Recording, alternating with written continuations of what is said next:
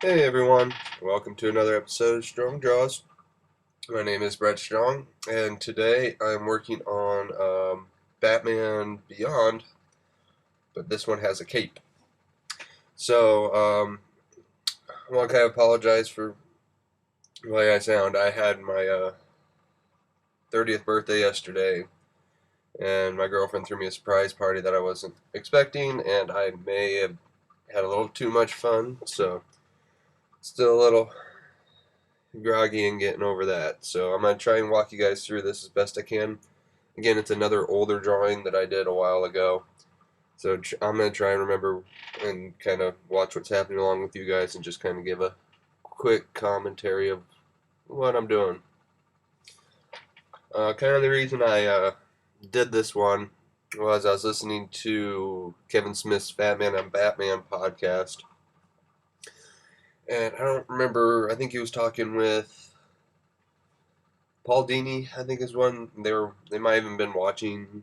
They did commentary tracks of some of the episodes, and they're talking about Batman Begins or Batman Beyond. And if you guys don't know, Paul Dini was one of the creators of that show and one of the writers of the original Batman the animated series, along with other Batman comics and what have you.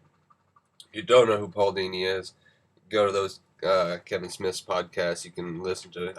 He's on there several times, learn all about him and what he does and has done and so on and so forth. Um, so they were talking about Batman Beyond, and I think Kevin asked why he never had a cape. And I don't remember the exact reason, but he's like, I'm kind of curious, what would it look like, Batman Beyond with a cape? So after listening to that, say I don't listen to the radio anymore. I just listen to podcasts in my car when like I said, I sit at lunch and draw in my car and stuff. So I grabbed a sketch or a pad of paper and started sketching this at work. Brought it home, scanned it in, and now I'm just doing a quick inking over top of it. It was never meant to be a fully fledged badass drawing, just kind of a fun little thing to do. So as we're going, just working on the cape here. And it's always weird when you do stuff like this. Like I've drawn capes countless times on countless characters, but it's always weird when you try to put it on someone that doesn't have one. It takes a little bit of a different thought process or something. I don't know. It's always kind of weird.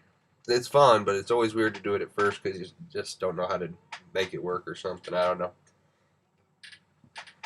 Just so it was a fun little experiment and a fun little concept, I guess. I never would have thought to do it by myself, so always had a problem drawing Batman Beyond for some reason. I don't know. Maybe it was the face was always a little difficult for me to wrap my head around because it's like a mask, but it's covers his whole face, but his mouth still moves. I don't know.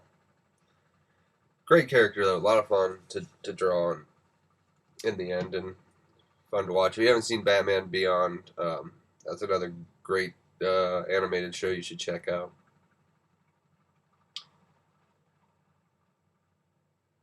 So now I'm just going to try and lay in a bunch of these shadows. Um, like this is again, like I said, an older video, so this is a different work process than I do nowadays. Where like I said, I do have a sketch underneath, but instead of going in with a magic marker tool, which I use now, and just shore up each line and make sure everything's in there correctly. I used to just use the G pen and go in here and just kind of go to town, and which again I'm not really happy with the results I get when I do stuff like that. So I'm a lot happier with what I've been doing lately, and you'll see why. With this one, he has so many blacks on him, it's a little nuts, and it's not something I really do a whole lot of. Is where I lay a lot of black on people. As far as shadows are, the only reason I do it on like, his costume is black, so kind of have to do it for the most part. Um, unless you have a colorist that's going to come in later and kind of like color it black. Which, to be quite honest, like if I were to do Batman Beyond to legitimately do them, that's what I would do. Is I would use colors rather than solid blacks, because I've seen, oh, I can't remember who it was. I've seen a number of artists do it, but I saw one in particular that I really liked, and I'm just kind of spacing on who it was before. Where instead of coloring, you do your normal line drawing, and instead of coloring it black, you do like a dark gray, and then you go a little bit, then you push out the or the highlights, and then you kind of pull back the shadows a little bit, but it gets kind of this painterly feel. I wish I could remember who it was, just so I could show you guys or leave a link to where I saw this, but that's kind of how I usually handle these kinds of characters that have a lot of black on them. So something like this, or Catwoman, or Black Cat, or any of these characters, is I'll put a little. I'll draw them pretty much like I would any other character with solid black or with line weights and stuff. And then as if I have a colorist, I will go in or I'll let them do that, or if I'm going to color it, I'll just handle that in coloring. The book I'm working on now, which is the Power Rangers fan comic, The Black Ranger, that's how I'm going to be doing that. Which that should be out hopefully next Sunday, if not sooner. I'm going to finish up the line art today. I got the double page spread almost done. I think it's looking pretty cool, and then I will get that colored and lettered throughout this week. And we're just next Saturday do all the proofreading and any touch-ups that need to be done, and then that'll be out and for you guys to check out and to read. So now I'm just going in here and trying to make his suit look. I don't know how successful I really was with this, but I was trying to make it look kind of shiny and kind of like armor, since his suit is robotic more than just spandex like the original Batman. Sorry about that if you heard that. So, yeah.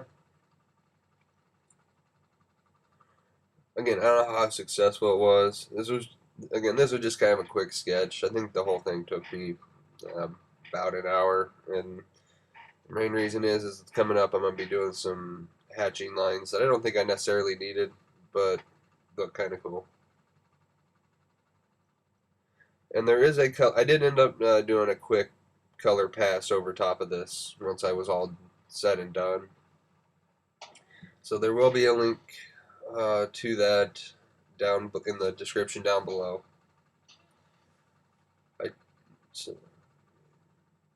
So yeah, if you guys are interested in my work, like my work, make sure you go check me out on Facebook, Twitter, and DeviantArt. The links are in the description box below.